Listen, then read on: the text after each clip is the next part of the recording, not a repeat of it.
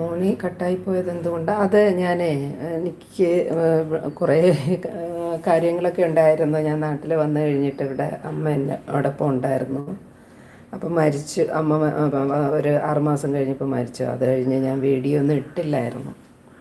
അങ്ങനെ അത് മൊത്തത്തിൽ ഒരു 6 മാസം ആയപ്പോഴേക്കും വീഡിയോ കണ്ടിന്യൂ ഇട്ടുകൊണ്ടിരിക്കണം. ഇട്ടില്ല എന്നുണ്ടെങ്കിൽ അത് വാച്ച് ഓവർ കട്ടായി.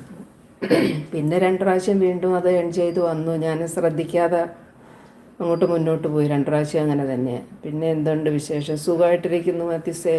മാത്യുവിന് സുഖം? പിന്നെ ഇപ്പം ഇങ്ങനെ ഈ കഷ്ടപ്പാടാണ് മൊത്തത്തിൽ ലൈവ്. അങ്ങനെ എങ്ങനെയെങ്കിലുമൊക്കെ ഒന്നാക്കിയെടുത്തു. ഇനി അത് കണ്ടിന്യൂ ചെയ്ത് പോകണമെന്നുണ്ടെങ്കിലും കഷ്ടപ്പെടണം. അത്രയേ ഉള്ളൂ. വെറുതെ ഇരിക്കാൻ പറ്റത്തില്ല.